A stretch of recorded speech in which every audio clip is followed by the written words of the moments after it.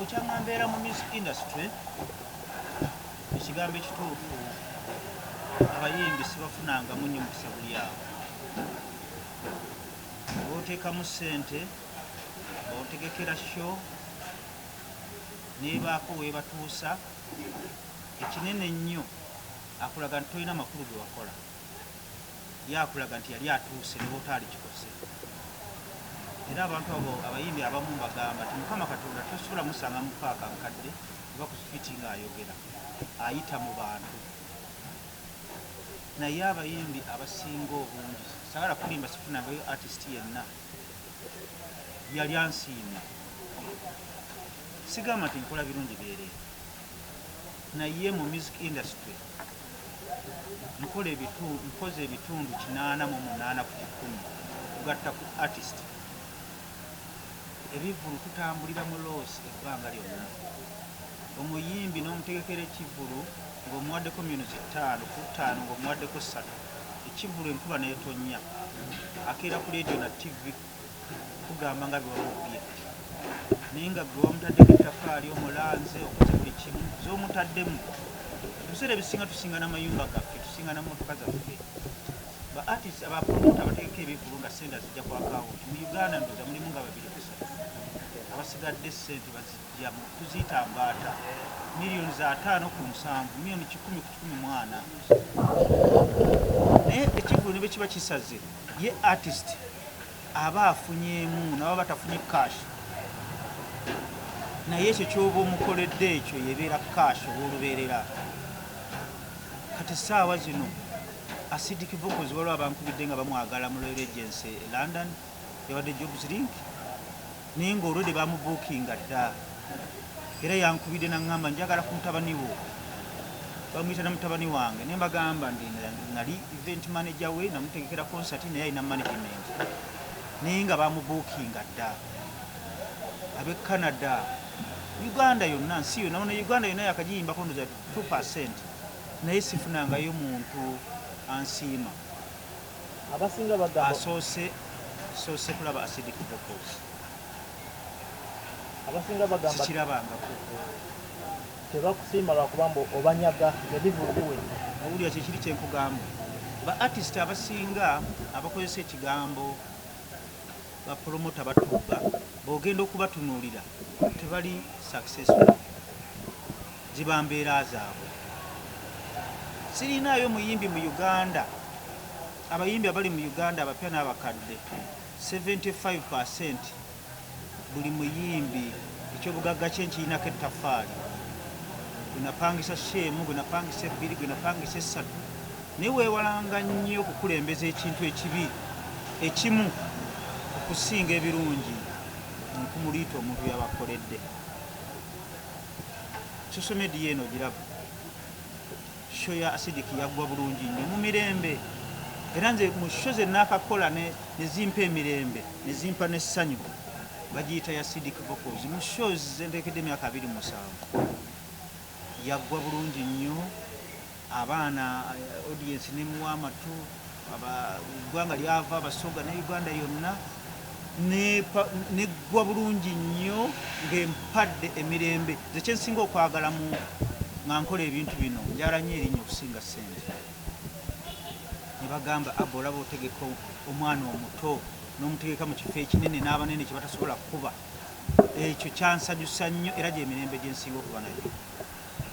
nzi bino ebyessente oba nafuna mmeka oba nafuna mmeka si yali ensonga naye ekifaananyi kye twafuna mu acidic vocals nga sheewedde kyensinga okuwa ekitiibwa era mu bivulu bye naakakola ebingi ennyo ebimu ku bikyasinza okumpa credit bakiyita ndi musoga concert nze siri muntu wa X oba Twitter naye nagigendako ebiseera nga atraininga ebigambo 3 nga byonna bitambulira ku acidic vocals ng'ekigambo ndi musoga kitraininga nga kiri mu top 10 ku Twitter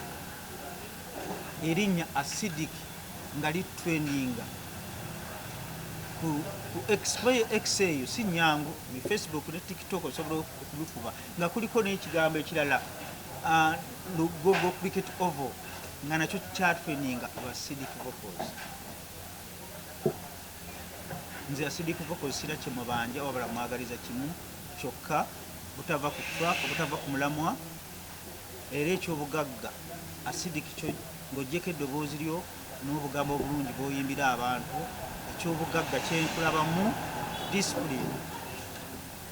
era nkulayirira buli lw'oliraba nga tukwetaagisa okukola amawulire agali negative ofune erinnya ago galekanga kubanga oli omu ku bayimbi 10 abasinga okutraininga mu Uganda yonna oli ku bayimbi 10 essaawa zino kiyite ekyokuzannya abayimbi bali mu 10 naye okubanga buli booda ku booda abantu bayimba ennyimba zo eziri mu 6 tekiyite ekyokuzannya ekyo bangi abava mu nsi nga tebakifunye tambulira awo entanda gyenkuba nze mu music industry ndi Mandela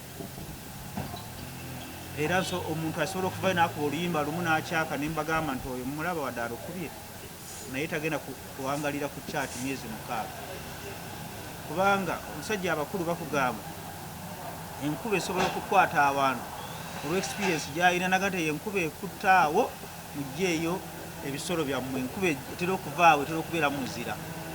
era bw'okola amalala n'olekayo ebisolo enkuba n'etonya ng'eri muzira ne bifa bakuyita akasajja ako nno kaalibakala akasajja ako kalabika kalogo naye tobeera mulogo wabula bubeera bumanyirivu ne experience kisooka music wo si bubblegum music otakaddiwa oluyimba looteeka nze nyina abaana bange ennyimba olinga bewawenguzi awuliriza oluyimba n'awuliriza last chance n'awuliriza it's okay ekyo talent tesangika omuntu okulya oluyimba olunaku nalulira emirundi yena lwakuba tuli mu nsi omutali copyright kati essaawa zino singa oli omu ku bayimbi singa ogoberera ba harmonizer bazucu kubanga abantu bonna ennyimba zo ze zimu ku nnyimba ezisinga okuwulirizibwa singa obadde mu nsi nga buli lwokoonako booti ssente kiba kitegeeza singa oli mugagga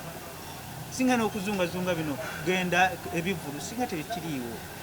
essaawa zino zucu nze manyi akayimba ke kamu bakayita sukaali naye ali omu ku bayimba abasinga obugagga mu East Africa n'ebivulu takuba bingi olw'okuba ewaabwe waliyo ki copyright okonako obukonji bwoti bwekka kati walangirira olina oluyimba wagambye okutta annemye naye mbadde nfiira ku ssimu yaani ya manager nga njagala alumpe ne baŋŋamba nti mukyalupe beta naye abantu bonna bali badde balinze nga okonako bwoti bwekka sente zigenda ku ki naye wano Eddie Kenzo ekintu tanaba kitambuza bulungi ne gavumenti ekyoba omanya nti bw'otambulira ogenda kubeera omu ku bagagga abayimbi abagagga abasinga kubeera ab'amaanyi tukusaba sitaani aleme kulinnya atera okulinnya abayimbi ne bakola amalala ne batyoboola bamanagers baabwe ne batyoboola abapromota ne batyoboola aba artist ne batyoboola aba media oba owedde naye kirala nsembayo okwebaza management ya acidic vocals era management zinakakolagana nazo sirabangayo bantu bali organized ng'ate bategeera ng'ate bawabulwa nga management ya acidic vocals olunaku lwenakwata essimu namugamba nga shoya lweyigiye maze okukwatayo awo wenafunira ekirowoozo neŋŋamba ani asobola okukuba region kikata esinga okuba numbers obwongo bange basobola kudduka busoga ekyaddako acidic vocals neŋŋamba manager mpeereza ennyimba za acidic vocals n'azimpeereza concert neeyimirirawo kiba kitegeeza nti bagezi nnyo batambula n'omulembe era mbadde nkusaba ne beba bakoze ensobi nnyingi nnyo kusooka bakulowooza emirundi 9 okusalawo okubagoba kubanga tewali kitasoboka mbeebaza mwebale kuba nga muli bantu balamu muwuliriza ate temuli sente muzeetaaga naye temuli after money musinga muwanya ekitiibwa abawagizi bammwe ebisigadde byemuzaako abawagizi mubawanya ekitiibwa ate nga kyekikulu ate nga bw'otuukanga awantu ne bakugamba nti owaayo ebbajjo balansi adduse ajjeeko enkofiira adduse oba Abitex adduse tokulembezanga ekya promoto okuwa balansi kulembezanga abawagizi bo baleke nga bali ape oluvannyuma onoonye promoto wa abawagizi b'ekitiibwa katona bakulowooza ku ssente mwebale nnyo bannamawulire ebigambo ndoza mu bitegedde tulina bye tubuzaayo temugezaako ne mumbuza ekintu nga tekikwata ku acidic vocals munfuna bulungi temugatika emboozi kuba manyi mwina emboozi nyingi zijja kubeera za lulala eno acidic eno place ya acidic vocals Abitex awo wennyini abasinga bagamba nti kino ekivulu acidic vocal teyafuna mu sente wamuwa $5 million ekituufu kiri kakati nze sikkiririza nnyo mu kusiba bantu ku bantu be wafuna ebigogaawo sikkiririza nnyo mu kusiba bantu naye social media badde mbasaba gavumenti mutuyambe musibe buli muntu yenna yenna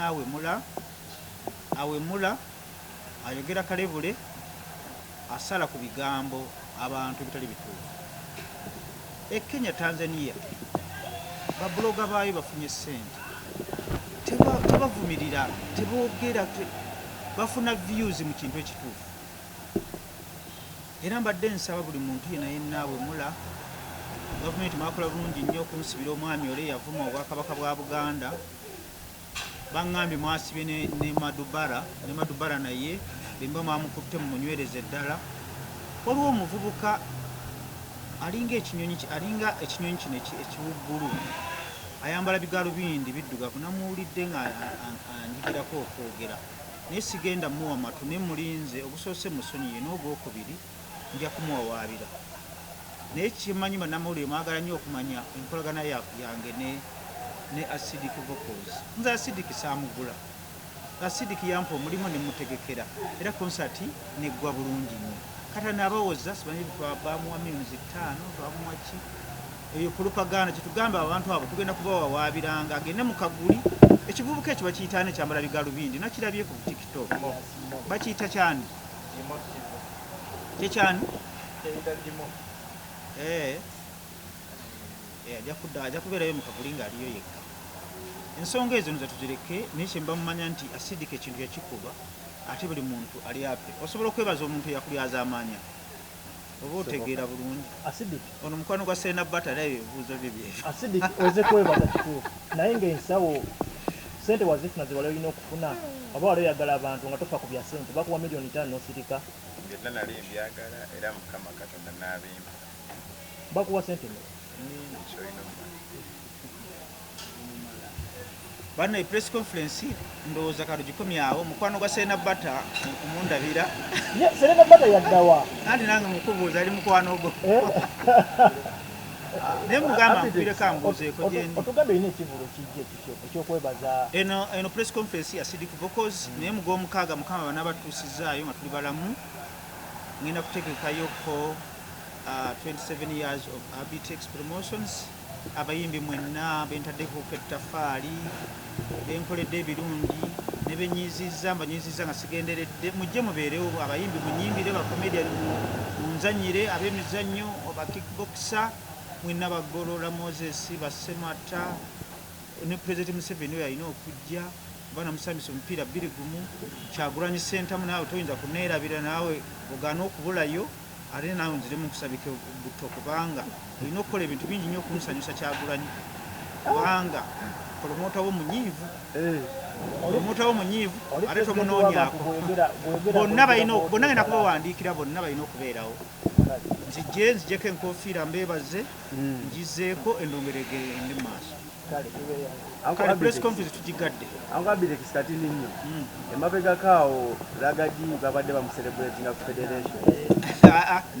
ebyo munoonya enkya eno emboozi ya acidic vocals lagadi nyina emboozi yoyo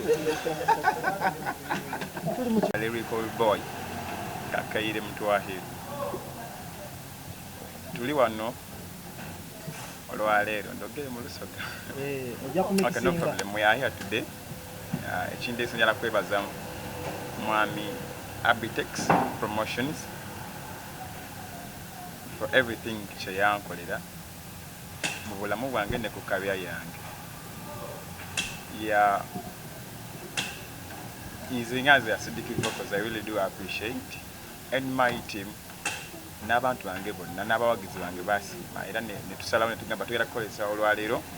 tujje twebaze mwami Abitex byonna bye yankolera bannange era mbadde mpita ayitanga abantu ab'enjawulo mbeebaza media houses ez'enjawulo nga nzeebaza kati olwaleero ngenda kwebaza Abitex Promotions official. Omusajja yayimirira mu show yange yanneesiga n'agamba Silky Vocals, we can do it, solo kikola. Baazalawo ne bazalawa bigambo ne byogera naye ng'agamba Silky ojja kikola, and at the end of the day twakikola nga bwe yakigamba. So aba agwana okwebaza okitegeera. So today ndi wano okwebaza Abitex Promotions kuba n'aligamba yakikola just nagamba Silky Vocals yala kusitula oteekeyo okoleshe very successful ne munnange nebitwakanyako byonna n'abikola okitegeedde. So that's why I want to appreciate him nga mwebaza mingi bye bamwogerako ne munnange nze saabiraba nyinza okuba siri just lake nga bwatyo bwali bantu nga just ebimu just bibiyitira nga sibalina. For me as Silky Vocals, I really appreciate era munnange. Thank you so much. Nebaza siima nasiima era nkyasiima. I'm happy to go laba kana kaseko ko laba ku matama kabeerako every day. Ndi musanyufu to be honest. Oleta faali de wayongerako ku career yange munnange nebaza samukama Katonda akwa kyonna kyosinga yayanira mu bulamu byonna byokwatako munnange abiteekemu omukisa era obifunemu. I will do appreciate nebigambo siina just nina essanyu ku mutima gwange. You really don't know. Thank you so much. Era nina ne package ye gyemuletedde olwaleero. Nina package ye njagala kugimuwa ne certificate ye giyina kinjagala kugimuwa olwaleero. Omukulu bakusiimye ngenda ate kulanga emyaka 27 ngamba wa ssente lwaki temunyimbirako akashaka ak'olumu okola ekyenjawulo ku kyeyo ogenda bagirako enkofiira kyeyagalire. ngenda kubeebaza nsobola kujjako Awo balaba ofuna bulungi era ne mukusaba mug'omukaaga njagala buli muyimbi yenna omwaka ogujja abakubi b'ebikonde bonna bensudde bonna balina okubeerawo mulina okunserebuleetinga bendyazamanyiza mbalyazamanya sigenderedde bifuliba binsasi buli muyimbi yenna ate alina okujja nkubira essimu taata nja kujja nyimbe nyimba ssaawa meka agandi nkode nyimba 3 nyimba ssaawa Nambole kati abantu bajja nga bazze kulaba ggwe just kubeerawo ku mukolo ku mukolo gwa Abitex ate ngenda kuyimba ate era musobola n'okunyiiza ne nnyimba ate mbalage nti n'okuyimba tukusobola twali twakuleka bulesi ate alina mitwalo 2 talinyayo Nambole njala sente njala nakivubo sente zigenda okuvaamu zigenda kugenda mu charity yange ngina kukola charity yange yokuyamba abantu